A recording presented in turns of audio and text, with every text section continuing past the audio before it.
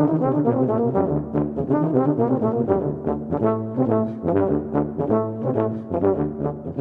and welcome to the Brass Junkies. I'm your host, Andrew Hitz, and I am joined by my co-host, Lance LaDuke. Lance, how are you? I am enriched. My life has been enriched with two solid days of tuba.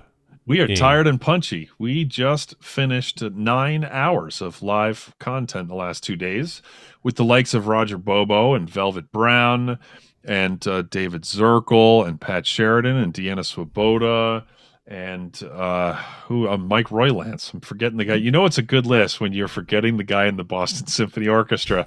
Yeah, what an event. It was awesome. Yeah, it was really great. Fun. Mm-hmm. Yeah, it was really great. People seem to really dig it, and the scholarship model thing worked out great. Thank you to everybody who did that.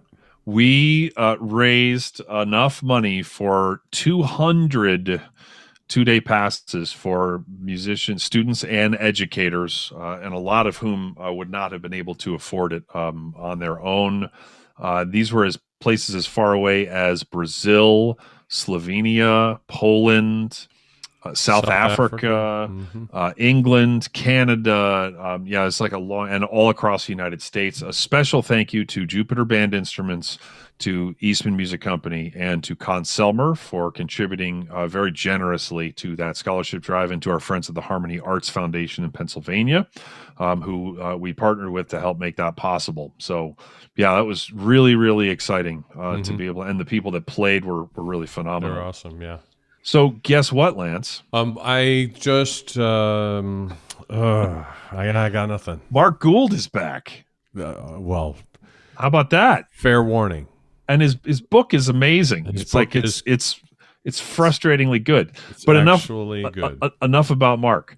I have an exciting announcement to make. Oh my gosh! On Sunday night, March 21st at 7 p.m.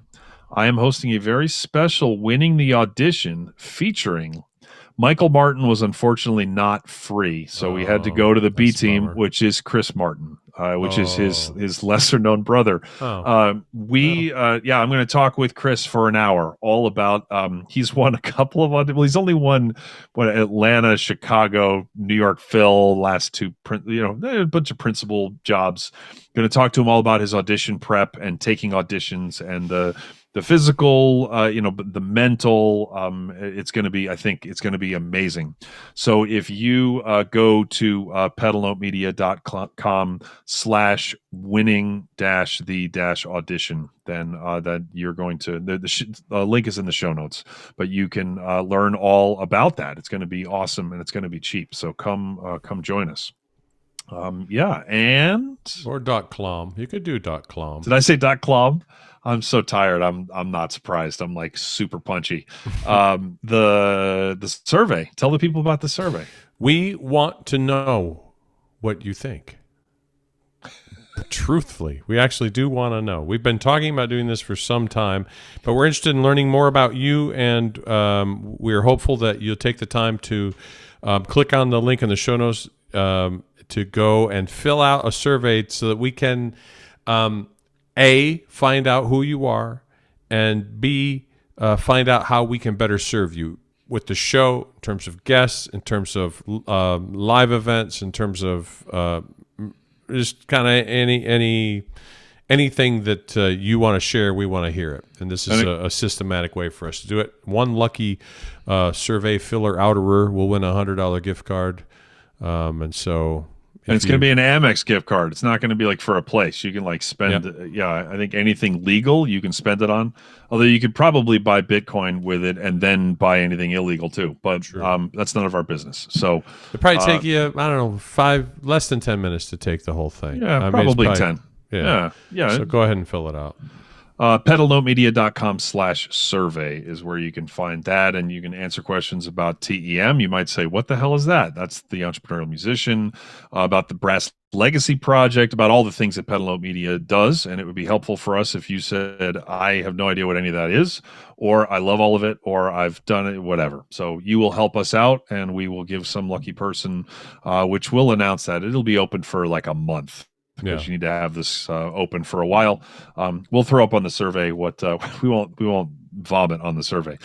We will put on the survey when the closing date is, and then we'll announce it here, whoever the winner is. So I'm going to fill out the survey. Is it okay if I win? It is That okay. wouldn't be sketchy at all, right? That wouldn't be dodgy at all. If I you love do, the I'll throw up musician. on it. I hate the brass junkies. All right. Without further ado, this really is a brilliant conversation with Mark. Yeah. Like he likes to hide his intellect behind being a jackass, which is something that you and I know nothing about. Except the intellect part we don't know anything about. We're hiding our lack of intellect. It's a shell game. Two of the shells, that would be Lance and I. There's nothing underneath, but then Mark looks and there's the thing. So it's seriously the book is, you gotta read it. It's great. It's not really very long, so couple hundred pages or less, probably 100. It's less. I think it's less. 20, 130. And it's dense. It's high really protein. Good. Yeah. And it's one of those books where you can drop in and read a short section of it and have your brain racing as a teacher or as a performer. This is one where you can just open and read 2 pages and then think about it for a week. So, highly recommend Gould on Music, which he's a trumpet player and he's a friend. Those are 2 groups of people I try not to say nice things about. I have to be honest, it's brilliant. So go check out Mark's book. And without further ado, let's get to the conversation that we had with Mark Gould.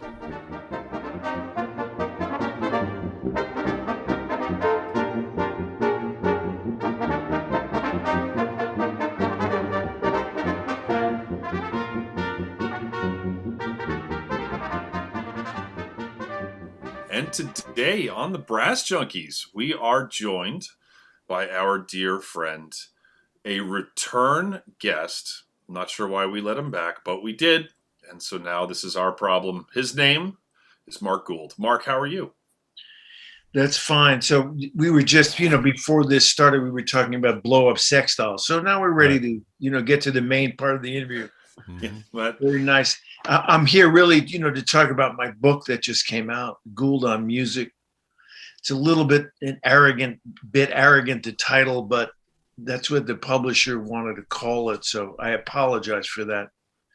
Gould on Music, playing, studying, teaching, and preparing for the future. So it's so good. I wasn't planning on talking about the book, but I guess we could. Okay, well, no, we could go back to the sex dolls. No. Let's talk about your book. We could talk about tuba conferences, too. Yeah. That's very interesting. Do the Darth Vader theme with 14 tubas. Okay. So before we talk about your book, I did want to talk to you. I wanted to thank you because, the last real meaningful gig that I played before all this pandemic nonsense was at the Army tuba workshop, and I got to play with Swamp Romp, which is an offshoot of the U.S. Army Blues. And one of the things that we did was an arrangement that Graham Breedlove did, who's phenomenal, of Buddy Bolden's Blues, which was a tribute to Sam Palafian. And I learned of that tune, and in particular, the version from the New York Trumpet Ensemble off of Trumpets in Stride, when featuring the great Mark Gould, when I was a student at Tanglewood, and Sam handed me the CD, and he said, learn the tuba solo at the beginning of track 10. And I said, cool, what key is it? And he said,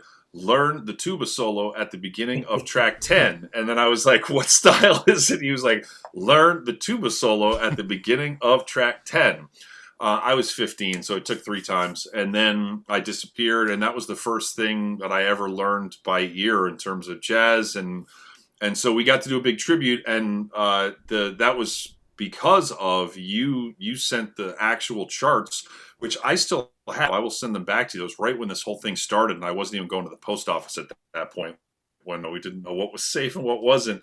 But I wanted to thank you for sending those charts, and that album is incredible. Can you give us a little bit of a behind the scenes look on that album, and then we'll skip to your book, which is phenomenal.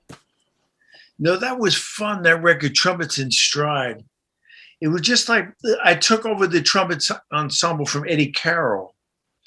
And, we had always done Baroque music and then the second half we did, some like, stuff that you guys do, like sort of fake jazz, fake, like sort of faux stuff. So I wanted to do something. So I contacted Mark Shane, who's like a wonderful stride pianist. Mm-hmm. And I got like, trumpet players, Marvin Stamm, fantastic jazz player, Gecker and Bilger, Tom Bontrager. So it was good. We had a great time making that record. Made it in a couple days. Really fun. Really, really fun to do that. So good. Oh, it's so good. Yeah, really, really, really great. Did that many trumpet players get along? Well, yeah, pretty much. I would say pretty much. It's not, at a certain level, it's okay. But, I mean, for the most part, some of the principal trumpet players in orchestras tend to get out of hand. You know what I'm saying? They think they're like, Han Solo in fucking Star Wars or something. Really like they're cruising around Chuck E. Cheese with 3 kids, But, they get a little diluted, but, for the most part, it's cool. They want to give instructions to the section, that kind of thing. Well, we're going to play that note a little longer. Oh, great. Oh, cool, man. Really. Love you too, We didn't do that when I was at the opera, I didn't really do that. I didn't really have to say much. I mean, I didn't say much. Once in a while I'd say something, but really, just let's do it again. And if we'll get it. You know what I mean? We're doing the best we can. We'll get it. So, well, in your book, you talked about Mel Broyles and about how you were brought in to be the assistant principal. I don't remember. No, I was brought in as co-principal. Excuse me, sorry, I didn't mean to demote. No, you. I mean, which is because they wanted someone to balance Mel Broyles. It's like if Donald Trump were playing first trumpet. It's like sort of like that. Someone maybe could put a little break on Mel Broyles. Because Mel Broyles was in his heyday when I got in there. Right. So it was like 73, is that right? 74. 74, okay. Yeah. So when I got in there, so it was like, oh my God. And he was unbelievable. What an unbelievable player. But at least in my book, I have a whole long thing that I wrote for the ITG Journal about Mel Broyles. Right. Which was, there could be a book of stories about Mel Broyles. They don't make them like that anymore. I'll just tell one Mel Broyles story. I should. Please. Right? Please. Yeah, of course. One Mel Broyles story. So I'm at home. The phone rings. It's Saturday night. I'm off. It's the personnel manager. She says, Mark, Mel is sick. You got to come in tonight. I said, oh, bullshit. I hung the phone up, really, because he hadn't been sick in 40 years. If he was dying, he would go into play. And he called back and said, no, really, Mel had a stroke. Mel had a stroke. And he had a stroke during Rosencavalier, toward the end of Rosencavalier. And there's a big trumpet solo near the end, the presentation of the Rose. Up to a high D flat. So he's stroking. He's sitting in this section with Peter Bond and Jim Pandolfi. These are big dudes, they're well over 200 pounds, big high note guys, Mel is stroking. He's drooling out of the side of his mouth. They hold him in his chair. He picks up the trumpet and plays the lick. Okay. Gunga Din. That's Mel Broyles. And then he started, and then he was, drooling and stuff, and they carried him out. And he said his last words, I'll be back on Tuesday. Okay. Wow. That's Mel Broyles. That is not me. Okay. That is not my vibe at all, in the opera. So, but that was Mel Broyles.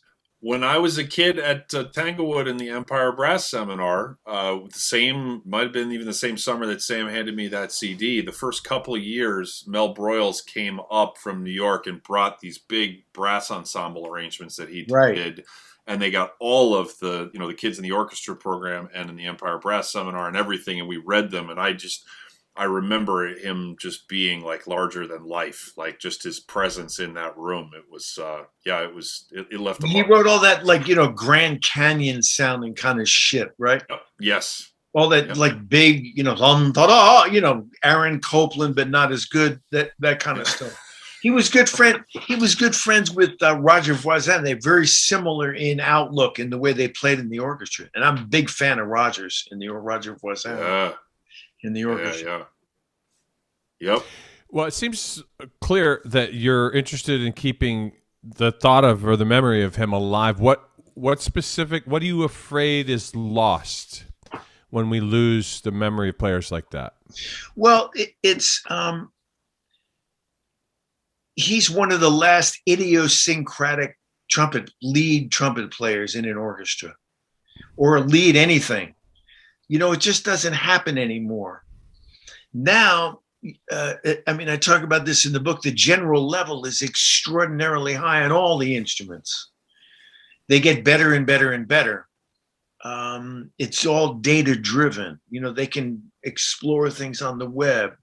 They can look at lessons. They could hear, infinite number of recordings. But what is lost are those idiosyncratic players where you could always recognize the Boston Symphony, the Chicago Symphony, or Philadelphia, or Mel Broyles. You could tell when Mel Broyles was playing at the opera, that's for sure. And I always miss that because when I go to hear an orchestra concert, if I hear someone playing with great style, it doesn't have to be the greatest technically, but there's like a real vibe to it. That I really love that. It's just like when we go to hear a concert, a pop singer, a jazz singer, a jazz player. That's what we're looking for. Yeah, is that intimate, personal approach.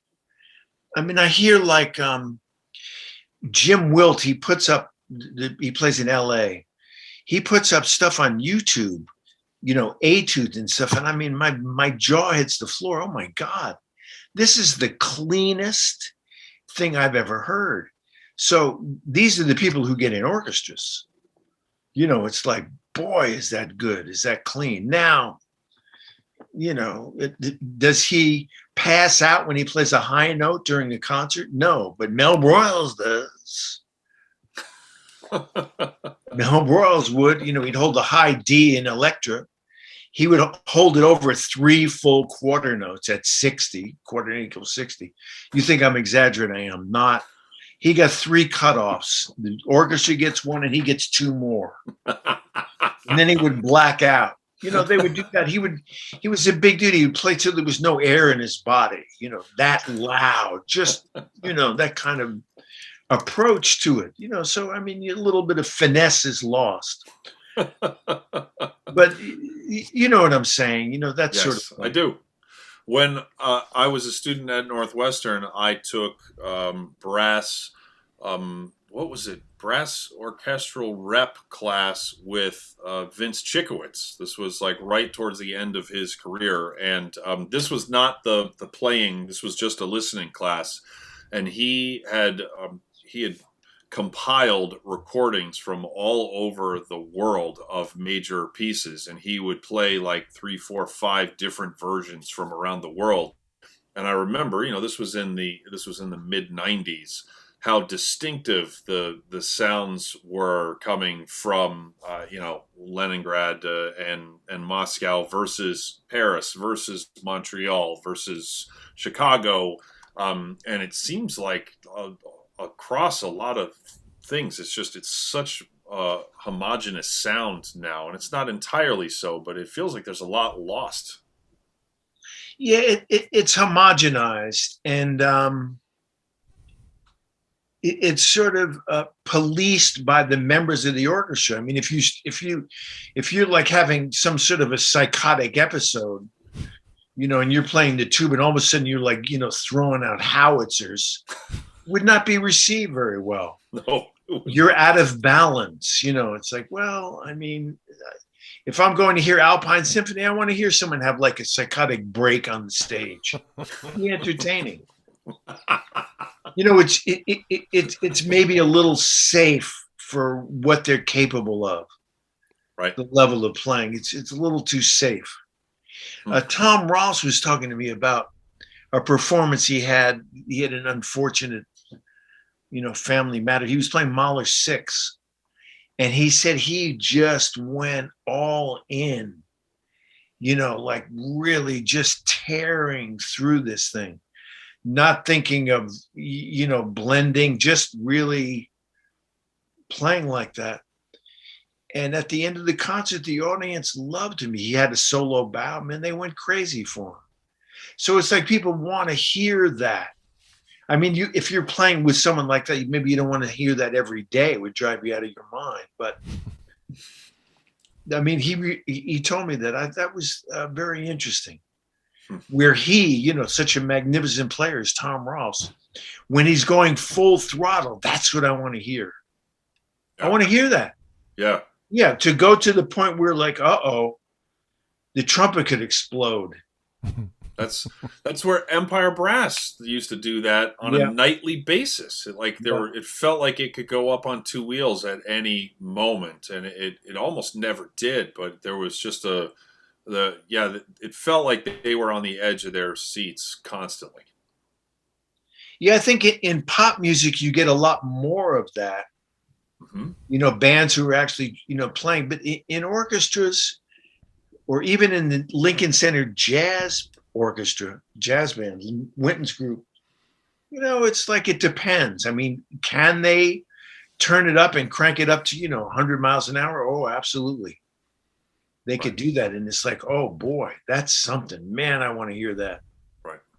Everybody playing full out. It's like, whoa, nothing safe. But I refer to that in the book. I give a few instances of that. So, well, and not only, I mean, it's across the industry, right? I mean, it's not just the playing, but the programming and the marketing of it. It's all just pablum. Yeah, I wonder how that's going to change after the plague is gone. I don't know. That's what I was just going to ask you. I mean, I think there's some. It looks like San Francisco's looking at doing some kind of sort of interesting things, and I mean, I just wonder if the people who are brave enough to do interesting things are going to have a leg up just because everybody else is playing the same tunes with the same soloists and the same, marketing. You could like swap out. I predict you could swap out many seasons of like swap out this orchestra with that orchestra, just not tell you what orchestra is this one. And they would all just sort of look alike. Yeah, I think that's true. But it's a problem. It's a real problem. Audiences don't go to orchestral concerts to hear new stuff. Right. I mean, they just don't. Well, and you get into it in your book that I don't remember exactly how you said it, but this notion that I don't know how to describe it. The non-normal orchestral audience doesn't understand why they should care about what their local symphony is playing. There's no relevance to their life, and orchestras have done a poor job, my words, of letting the common person or the non-orchestral fan know why they should care about any of this stuff. Yeah, it's hard because the number of young people who've actually been in the room when someone plays a violin, in a room with someone playing the violin, are very few people, where they're intimately next to some people playing music. That kind of thing, that kind of experience with music in a room. It's not too many people get that. They don't really get that. Is it education? Oh, I don't know. I don't know. I would not know what to suggest that an orchestra do to stay relevant. Now, I think the leaner, meaner groups could do very, very well. Or you could have like the Google orchestra or the Amazon orchestra. Mm-hmm. You can convince one of those tool bags to, pony up some money. We'll be your orchestra, or we'll be your trumpets when, Jeff Bezos enters the building. They'll play a little fanfare. Just follow him around. Follow him around, yeah. No tubas, no euphoniums. Done. You guys are done. Take too much room in the car. Yeah. Shipping costs are too high. Speaking of tubas and euphoniums, thank you to Parker Mouthpieces for providing the hosting for the Brass Junkies.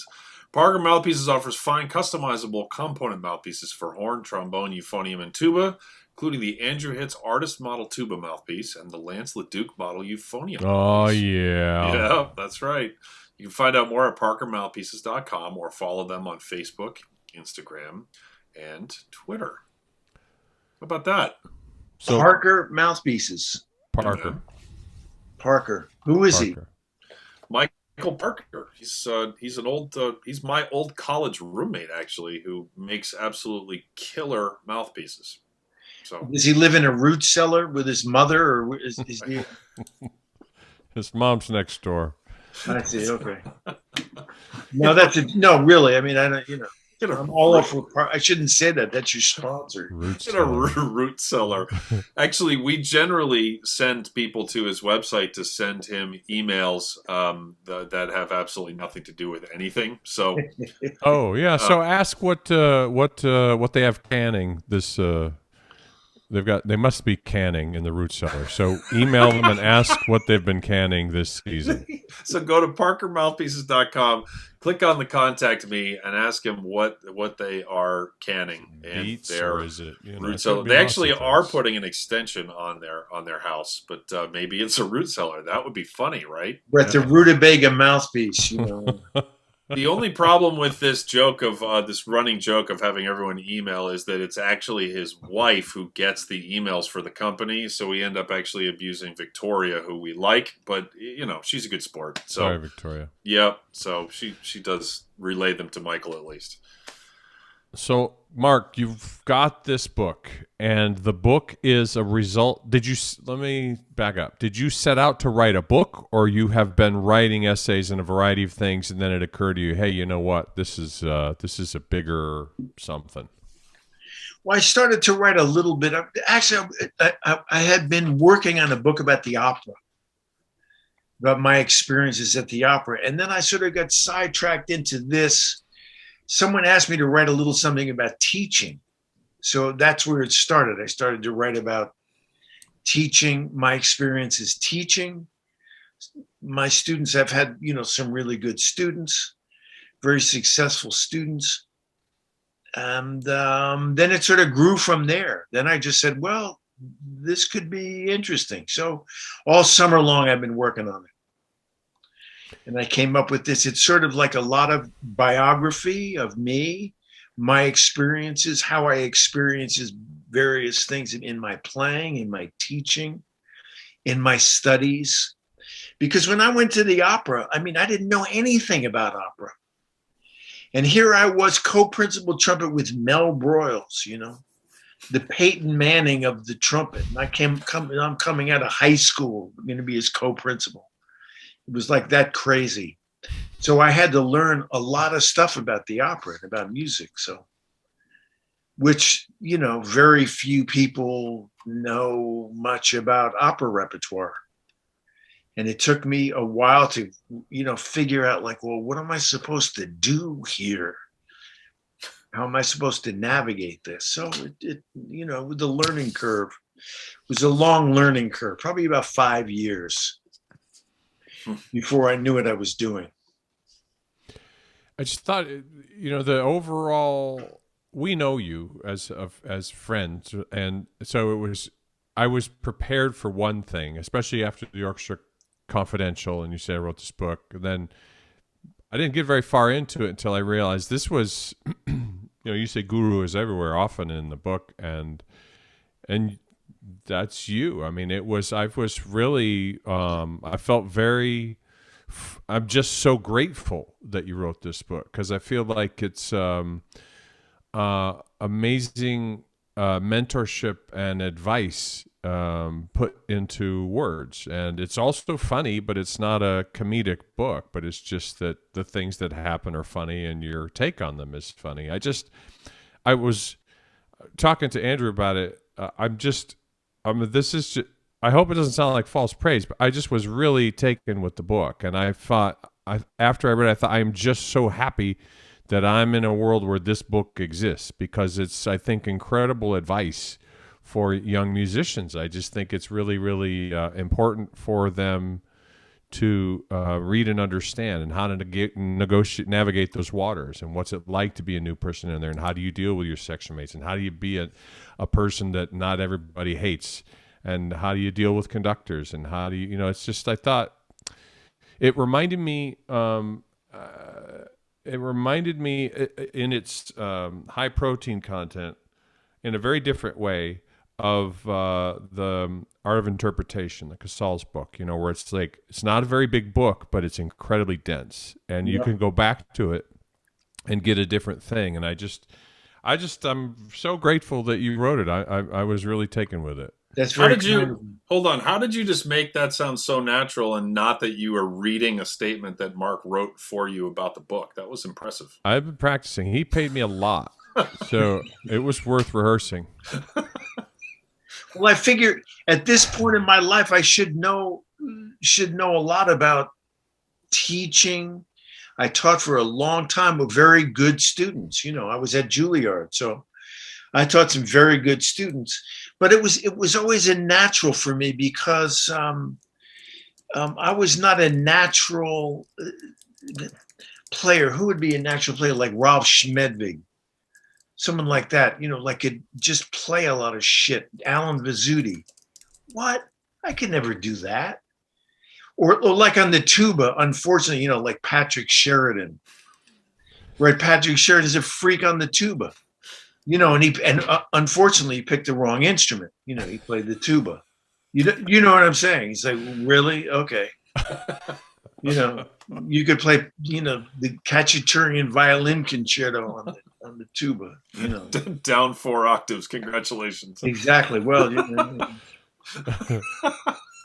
but actually, I think after I was at Juilliard for a number of years, I think I got very good at reading people and seeing, well, how to make someone an artist. My goal was always to have my students view themselves as artists, no matter what level they are on. Yes. Not note processors, artists. Like, well, really, what are you trying to do with this? I mean, look, what it's like. You hear an entrance exam, right, for a university or something, and it's like they're hostage tapes most of the time. It's like, I'm not going to make a mistake. And I'm thinking, like, are you kidding? You're playing for me and Ray Mace and Chris Gecker and Vacchiano and Phil Smith, and you're going to fool us into believing, no. I mean, you're naked, buddy, after 5 or 6 notes. It's like, play what you do, where you are. Play a phrase. If someone plays a phrase, it's like, oh, okay, we can maybe work with that. At least they're going in the right direction. That was always for me how I would pick a student. Good player, but they had something to say. Something was in there, They were going for something, and that always makes an impression. I don't know what it's like for you guys, or how you do that. So I'm not aware. No, it's very similar. Maybe that's why it resonated with me. The other thing that really stuck with me is that I know people who they have the machine. Like, you come in and you do this in your first semester, and you do this, and it's just like, and you go through the machine and you come out the other side. And anytime I've ever tried to apply some kind of universal, it just falls apart instantly because whoever's in the room is who I'm dealing with, and their challenges are completely different than the person who was before them and after them. And so this notion that I can have some cockamamie plan that's going to work for the next kid that comes in the door is bupkis. I mean, it's just never worked for me. So I was really heartened to know that you're whoever's in the room, that's who you're with. That's right. Each one is different. Everyone learns differently. Yeah, of course. You got to teach the student in front of you. I don't understand why that is controversial. So, which it's not on this call. But I've also never understood that you have to play this equipment, you have to do this, you have to, no matter what. But that's old school. I mean, like if you went to James Stamp or Carmine Caruso, right. or right. you'll get the method. Someone will give you the method. Mm-hmm. Now I remember going to Carmine Caruso, I had a couple of lessons with Carmine Caruso, and I'd ask him, I said, well, why are we doing this? And he said, no questions, just do it. And I'm thinking to myself, well, fuck you. I don't learn that way. That's not going to do it for me. I'm not saying that the information he gives is bad, but it's like, well, really, I have a question, and you said, no, just do this. Well, that doesn't work for me. Yeah. For some people, it works very, very well. Right. Just do this, but most of the time, no. Yeah. Well, yeah, it's really, I'm guessing you experience the same, where I have some students where it just drives them up a wall, that I don't give them a laundry list. I'll suggest things and then ask them to bring stuff in, and then let's sort of talk about it and let's figure out. They want a lot, like, I need you to tell me, do this for 45 minutes and do that. I'm like, man, that is not how life works. No, music doesn't work. It's not about how long. Yeah. However long it takes. Yes. Yeah, how long do you have to, how long does your math homework take? If it's 20 problems, it's like, well, it might take Gould 15 minutes. It might take you 25 minutes, but you just do it until you've done all 20 problems, right? I mean, yeah. You're trying to get somewhere. Yeah, exactly. Yeah. So at Juilliard, how did you decide with multiple teachers? How do you decide who gets what student, or how do you divvy that up, or what's that like? The students pick. Oh, the students pick. So when I was there, I didn't get too many freshmen. They usually went with Ray Mace later on. They were not ready for me. They were, the level of terror was too great, Gould's go, oh no, you're not ready for you. But later on, usually like, third, fourth year, graduate students like that, ready to hear it. So. And then was it a big deal if a student wanted to switch up midstream, or everybody was pretty cool with it? No, everybody's cool with that. Yeah. It was a sane department. I guess in some departments that would not be cool at all. So if someone wants to take a lesson with someone, well, I think I want to switch to this teacher. Okay, good. I mean, that's a good thing. Now, I taught the orchestral repertoire class there. So I would see all the wind, brass, and percussion players their first 2 years at school. So I got to know all the players. So they would see me in some context no matter what. So, I mean, I got to, especially the trumpet players, I got to know all of them. Even if they were not my students, they were my students. Sure. And I feel that the level of instruction that you would get from Phil Smith or Ray Mace, they're not giving out contradictory information, or with me, it's nothing contradictory. I mean, I would often, if someone came from another teacher, a well-known teacher, I said, well, what did they tell you about this particular, how to practice this? Well, tell me how they told you to do that. Right. And that would make them gather the information and, okay, well, this is what he told me. Oh, really? You're not doing that, asshole. You know what I mean? Well, I mean, really, you think I could help you? You didn't do that. You're not doing that. So, you know what I mean? It makes them take ownership of their studies. Yeah. Well, that's we all know you teach yourself how to play. Right. Yes. Right. Yeah, and hopefully you have somebody who resonates at the same frequency that you can sort of pick it up. Right. Sometimes it doesn't work. I mean, that, they look at you like you're out of your mind. You're insane. Speaking of teaching yourself how to play, I have to, you're going to appreciate this, Gould.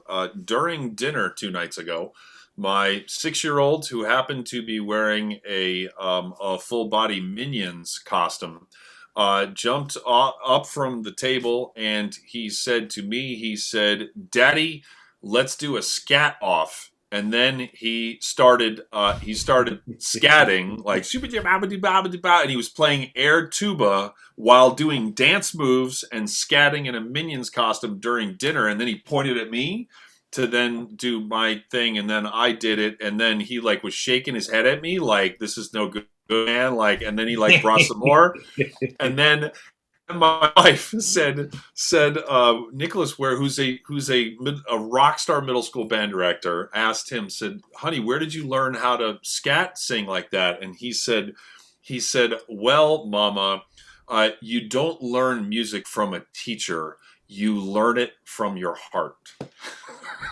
He's well on his way, this boy. Yeah, right. So yeah, there you go. So you just got to learn it from your heart. Right, and don't let him play the tuba, for God's sake. The air tuba is fine, but not an air tuba is fun. Don't Parker. Don't send him to the root cellar. I told him that his ultimate musical goal should be able to play all of Pat's violin literature just 2 clicks per minute faster than Pat can. So there that's you go. That's really really pushing boundaries. So speaking of music from the heart. Yeah, I'd like to talk to you about the Mary Pappard School of Music at Duquesne University in beautiful and sunny Pittsburgh, which is sometimes one of those.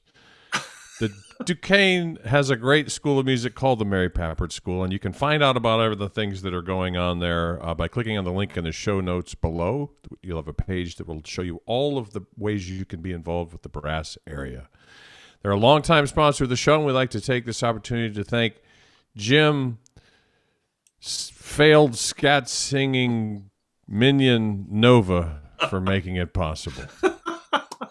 So, speaking of scat singing, my son could have written this part of the book actually, but he didn't. You did a fascinating breakdown of swinging in your book, like fascinating. Can you talk a little bit about? I mean, everybody should buy the damn book because it is as good as Lance said earlier. It's amazing.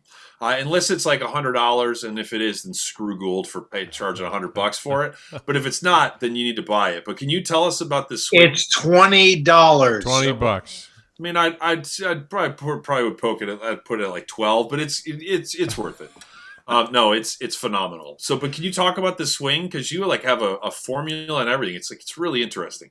Well, it's anytime anybody plays anything, it has to swing. And I mean, it has to do with like how you hear something. So, yeah, hard to break it down. Well, every music swings. So let me get specific. So let's say you have a student play a march, right? Dum dum da da dum ba da da da da dum ja dum da da da da da da da. So you get it. When I'm singing it to you, it's like, oh, okay, yeah, I get it. Now, if you hear someone play ti ta ta ta ta ta ta ta ta ta ta ta ta ta ta, it might be correct, but it has no swing, has no feel. That's with any kind of music, fast or slow. So it's like learning the swing, how something goes is like learning the language. Mm-hmm. And when you hear a player, when someone does that, immediately you get it. Yep. You get it. Whether it doesn't matter what it is, the simplest etude or scale.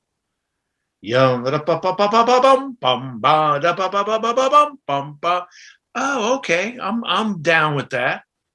Just how you're connecting over the bar lines, how you're playing from the weak beat to the strong beat, how you hearing something, how it's swinging.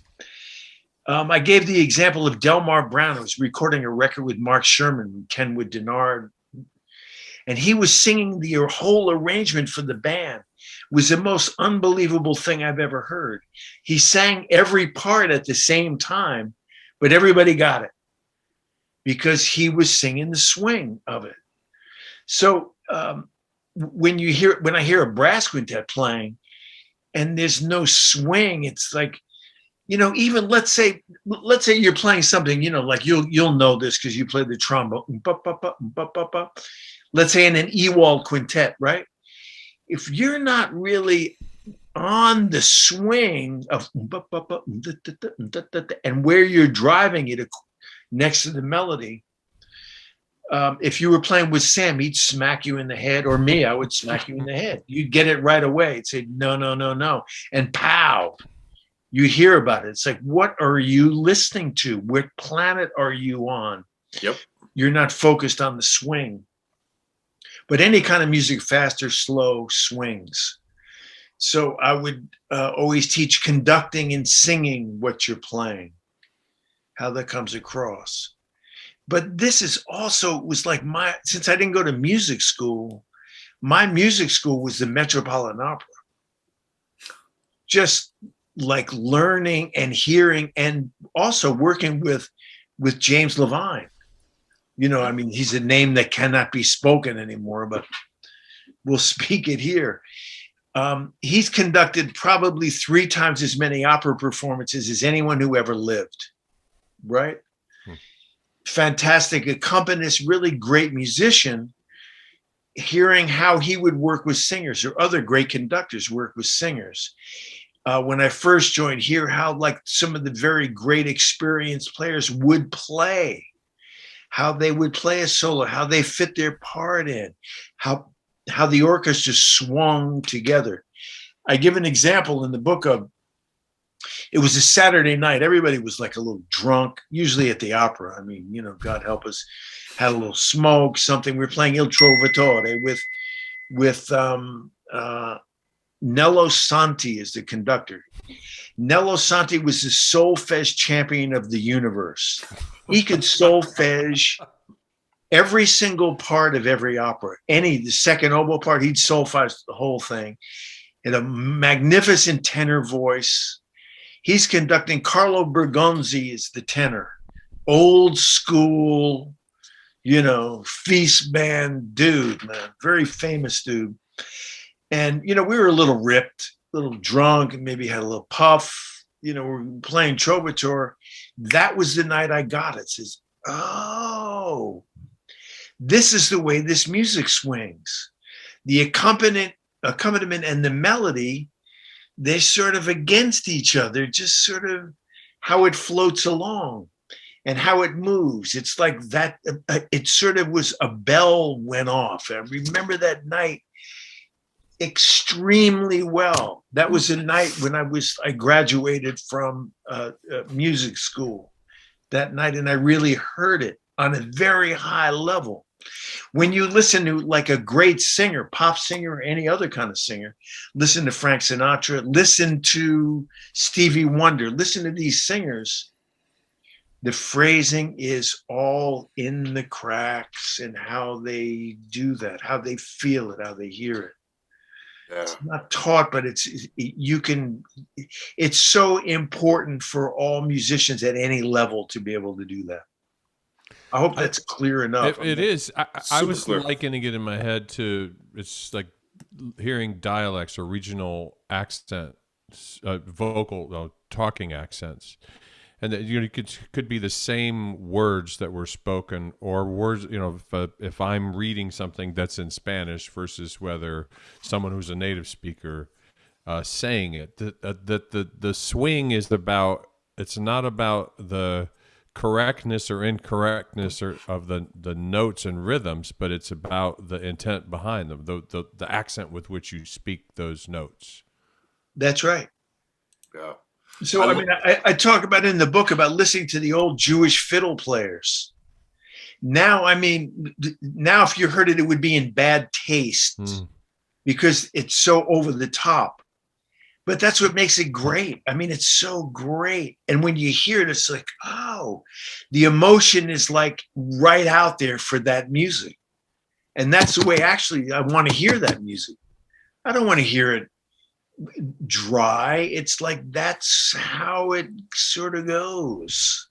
And they were alive at a time when they maybe knew the composer. They probably knew Rimsky-Korsakov or knew someone who knew Rimsky-Korsakov.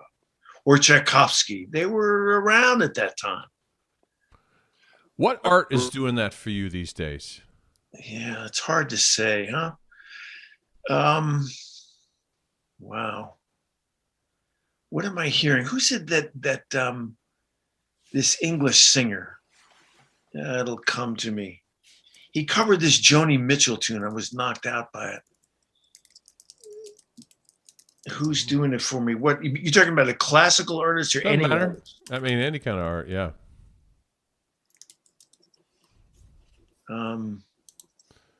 Kendrick Lamar. Kendrick Lamar. There you go. It's like sort of I'm enjoying that. You know, I enjoy his stuff. He did something with the National Symphony. I thought that was horrible. You know, it's like, and then you jump in the shark. You know, it's like, you know, here he comes out in a leather jumpsuit. He looks like an action figure. And you get all these old Jews in the back, you know, like playing. They never heard of the, what is this? You know, they're playing his, and the charts were sort of sad. He didn't need them, you know. Yeah. Wow, with the National Symphony. Wow, isn't that great? They're doing pop music. No, it's horrible. Don't do that. But his record, I like that. What's doing it for me now? It's funny. I was listening to the New York Times puts out a list of contemporary composers and music at the end of the year that they've recommended. And I would go through a lot of that. Most of it I didn't like, but there would be a couple of things that would catch my ear. They'd say, oh, well, wait a second, I sort of like that. But I wish I could be more specific. Somebody will come to me. It's all good. Yeah, Are you writing music right now? A little bit. I might write a tune here and there. Not, you know, just a tune. Mm-hmm. But, you know, thinking about doing something like that, you know, thinking about maybe playing something, maybe making a record, but then I'd have to practice again. You know, but I'd have to practice a lot again. Not a little bit. I mean, I'd have to be, you know, in the shed 2-3 hours a day. Hey, boy, would interrupt my tennis game, you know. How much are you playing these days? Well, some days I play a lot, not consistently. So, I mean, I can practice, you know, 3-4 days in a row and then take 3 days off. That doesn't work, everybody. Right. So, like in the day when I was playing, you know, it would be every day, get up early in the morning and hit it, you know, boom. I mean, well, you know, you got to do it. Mm-hmm. There's no way around it. You got to practice, be smart about it. Do you find it frustrating that you don't have the usual nuance? I'm just assuming, like the usual either nuance or endurance or that kind of thing that comes from, you know, making your bed every single day in terms of the chops, or is it not frustrating? Nah, it's fun. I wouldn't say that it's frustrating. It's what it is. Right. And there are things that I could still play that would probably work. I'm not sure anybody wants to hear this shit anymore, but I think that it would probably work. But I mean, you know, like high wire acts, those days are gone. Right. Well, see, I remember, actually, it might have been the first time I talked with you, or it was definitely one of the first times. I told you how much I dug the Cafe 1930 record. Mm-hmm. I made a super wackadoodle record 20 years ago. And your record was a record that I felt like I had permission to just put the music on it that I wanted to play. And it didn't say if memory serves, it didn't say Mark Gould trumpet. It was just Mark Gould Cafe 1930. And I thought, okay, this is just an artistic statement, and this guy happens to play the trumpet. And I remember asking you if you were going to follow that up, and your response was that you weren't sure that you had enough tunes that you cared about enough to make another record like that. Yeah, it's funny you say that, but now I have enough. Well, now it's like, okay, asshole, pick the trumpet up today. How about a couple of scales, buddy? It's like screaming. I'm looking at it over there. It's like in the other part of the room. Hi, how are you? Keep practicing. It's such a great album. Yeah, it's such a great album. Yeah, that's good stuff. That came out. I'm sure I must have told this story the last time that you were on, but the time that you and I met was at a big hang in the Loop after the Met played at Orchestra Hall in Chicago. You played Symphony Fantastique, and there was this big massive hang with like the whole brass section and a few of us stragglers. And I was a student at Northwestern at the time, and I was friends with. I shouldn't put it in past tense. I think Chris Hall and I are still friends. If there's been a falling out, he hasn't told me. So I am friends, and I was friends with Chris Hall at the time. And anyway, I told Sam that I was going to be, seeing you guys. And then, and Sam said, "Oh, tell Gould I said hello." And then, and I went up to you and said, "Hi, excuse me, Mr. Gould." And you gave me a weird look because I was calling you Mr. Gould. And, said, "It's nice to meet you. I'm a Sam student." And you said, "Sam," you said, "Do me a favor. Say, please ask Sam when I got off the list." And I said, what list? And he said, "The list of people whose phone calls he returns. I apparently am no longer on the list. Ask him, do I need to tell him I have money for him? What do I need to do to get back on the list?" So I was like, so I delivered your message, and Sam was like, "Gould's nuts, man." So that was it. But I did it. I relayed your message. So you're welcome. Lance. I feel bad because I just have been saying nice things about Mark the whole time. I just feel a little. I don't know what to do with that. You could read another ad. All right. Sam and I met because we were sort of enjoying the favors of the same woman. I think I told you that when I was here last time. Yeah. Well, and you mentioned that also on our Brass Legacy project, which thank you for joining us for that. Which, by the way, this is pretty cool. I got a message from Alex Palafian just the other day where he was finally. He said he had to. This is Sam's son, who is for anybody who doesn't know. And he told me he had to get into the Sam headspace, but that he finally was able to watch it. And the first thing, by the way, I didn't tell Lance this, was he didn't realize how long it was, and he pulled it up, and then he sees it, and he messages me, and he goes, "Over 3 hours." He said, "That's longer than fucking Dune," was the text that he sent to me. So that was his text. And I was like, and I texted back like, "Shut up and watch it," so something to that effect. But he really appreciated all of it and the commonality, which I thought was really cool. He said all these people from various aspects of Sam's life, and how there was just kind of like there was a thread combining all our experiences with Sam, which I thought was pretty cool. So let's awkwardly segue to a commercial now after honoring Sam. Houchin Horns aims to spread the joy of music through providing the highest level of products, services, and resources to the brass playing community. Houchin Horns is a premier brass pro shop with an impressive lineup of the best instruments, accessories, sheet music, and more. They have newly expanded policies that make it easier to purchase and test drive the best equipment during a time when safety and staying home are top priorities. 15-day money-back guarantee with free shipping on all new instruments and accessories with multiple easy financing options on all inventory. Terms and conditions apply. You can get free in-person virtual equipment consultations with the team of professional musicians, and if you enter the promo code Junkies11 at online checkout, you will receive $500 off your purchase of a new instrument from Houchin Horns. Thank you so much to Houchin Horns for being our newest sponsor. Mark's a nice guy. Mark Houchin. I don't know if you know Mark Houchin, but he's how would you describe Mark. He's like a gentle, quiet soul. Just like me. Gould. Yeah, just like Gould. Yeah.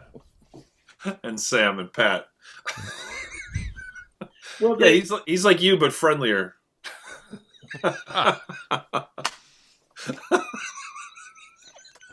yeah. I mean, I own that. I liked watching the Rolodex of responses. Yeah, I could do that to him. I could do that to I him. never feel more just don't. alive than when I throw something at Gould and I could see the Rolodex spinning, where I'm just like, I have no idea where this is going. So even though I've made the Rolodex spin a number of times, but I never know. So, yep. Well, we put a link to the book in the show notes. You got to go check it out.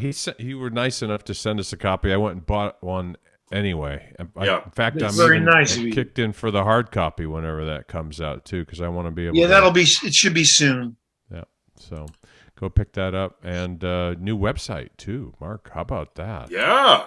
Unbelievable, right? Wow. Unbelievable. I mean, Cutting I had edge. help. I had help. Well, we knew that. Right. You knew that no way that I could have done that by myself. Were you encouraged to do this, or this was a thing you were like, you know what, I probably better do this? The latter. I better do this. It's time. I mean, and just put stuff up. Yeah. Have a blog. Put some stuff up. Link to the site. I mean, now that I'm writing words more, I'm writing stuff. I should put it up. Is there another book coming? Well, something. I've been writing stuff. So just like with playing, if I'm writing every day, I get better at writing. Sure. It's more honest. It gets, I'm saying what I want to say. So what's the process? What's your process? Are you spending like how many hours a day? It's every day, I'm assuming. And then is it like how long? Well, it depends, but I try to write in the morning. First thing in the morning, like I used to practice. Just get down. Sometimes something comes out. Sometimes I'm, procrastinating. It's easy to procrastinate these days, social media. Right. All the porn sites, every single one, I visit each one, No, that's not true because, people will take that seriously. Well, and the other reason that it's so easy to procrastinate is because there's more instant feedback than at any time in history, and it's like exponentially so, right? You put out a book, and instantly you're going to hear when people don't like it, or when there's like too much Gould in it, or there's not enough Gould in it, or it's like it's too long, or it's too short, and everybody, if you put things out, people are going to have an opinion, so it can be easier to drag your feet rather than getting that. And so you can just put off the doing it, but then you can also just put off the actual shipping it, the sharing it with the world. But I'm glad that you're in a writing groove because this this book we haven't even talked to. We weren't going to try and summarize the whole thing, but he talks about practicing, which is some really great advice. You talk about listening a lot. What is it? Purposeful listening? What is the deep listening is what I call it. But the whole like you and Brian, I love the tidbit about you guys were in Vegas scouting a place to shoot for Pink Baby Monster, and that you were planning on going and ripping Vegas up that night, and that you ended up just like watching YouTube videos together, like doing deep listening together, and about how that can really be lost because especially like if I got this thing in my hands and I'm flipping through, I'm not really listening. I mean, I am, but I'm not, And Sam always used to talk about deep, like casual listening is really important, but it will never replace deep listening. I like how you kind of, how you talked about that in the book. Yeah, deep listening, not enough of it doesn't happen at school. It should be almost like a mandatory 4 hours a week of just deep listening, people bringing in stuff. Yeah. What they've heard, what they're working on. Yep. I think that's so, so important. I know like people send me tracks. They say, well, what do you think of that? People who trust me and they trust that I won't bullshit them and I will give them like real feedback about it. Mm-hmm. And I hope, like with some people I'll send something to, they give me real feedback. Like, well, I thought this about this. The mix is this, the balance, it needs something here. Like those sort of things. After you do a lot of deep listening, you're able to do that. You're able to hear and analyze. Or I give the example of, I ask students, well, you're playing the Haydn trumpet concerto, and they all hate the fucking piece at this point, right? That's all they play. I mean, of course, it's not a wonderful work like the David trombone concerto. Oh, anyway, and I'd ask them, I said, well, who's recording you like? And they would say something, okay, well, sing how they play the beginning. What's the phrasing? And they can't do it because they really haven't listened to it. Yeah. Now, if I listened to it, I could sing it back to you pretty accurately, even once through. It's like, oh, okay. I get how that was what he did there, how he's hearing these phrases. That's real deep listening. That's correct. Deep listening. There's not enough of that. And it needs to be a course. You need to sit down together. Now, I would sit down and listen like that with Brian. With Sam Palafian, absolutely we would listen like that. When Thomas Gans comes around, we get together, same thing. He always has some stuff that I haven't heard. And I'm always interested to hear what he's listening to, and how people turn you on to different things. So, and that's great. That's how you learn stuff. I've stolen that from. I mean, I have studio class, and this semester everybody's going to take a turn bringing in something that's euphonium based and something that isn't. They just dig it, and they have to play the two pieces, and we're all going to listen and then talk about what we heard and why'd you pick them and what do you think of it. And I just think it's great. I don't do it enough, and so I'm starting tomorrow actually. Yeah, it's not structured that way to do it that way. Yeah, music school could be structured a lot better. I mean, I don't know what I know there's always problems with the like a brass quintet and chamber music. It's always blended in with everything else instead of like where you do an intensive, let's say 6 weeks, and then the whole school has to come to all the performances. There'd be a week and a half of 10 days of performances. You are required to be in attendance. So you're playing for your peers. You know what happens? There's a brass quintet recital and there's like, mom and dad and some fucking homeless guy from, 3rd Avenue. He's getting in from warmth and he's digging in his bag of peanuts during the fucking show. You know what I mean? There's too much of that. Gig, yeah.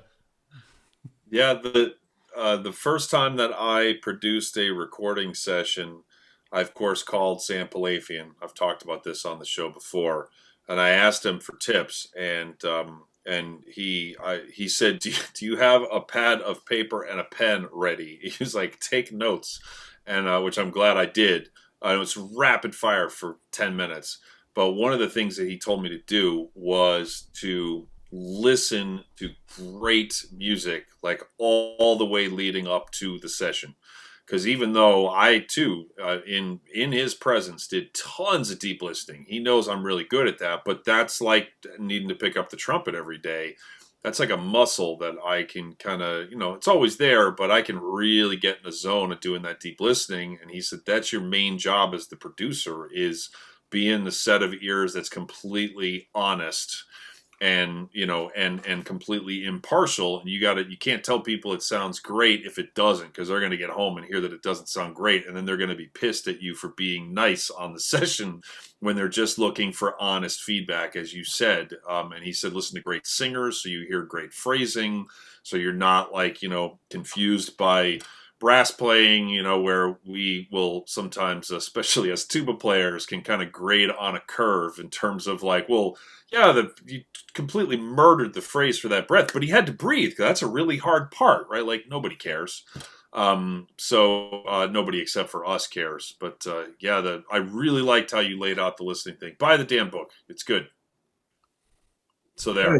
I like that. That's good. Pump it up. So we're going to give you our honest opinion of the book during the bonus episode. Yes, of course. No, we're going to have Maestro Gould here stick around for the bonus episode, which will be available as always 1 week after this airs, which is available only for our Patreon patrons, of which we have a lot, which is awesome. That's been doing well lately. You can go to patreon.com/thebrassjunkies to learn more.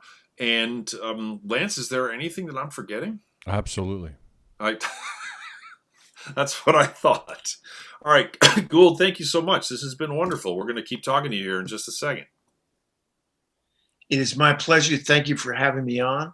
Of course. I am downloading the Brass Junkies, that show, on Patreon. I am a member of Patreon, so.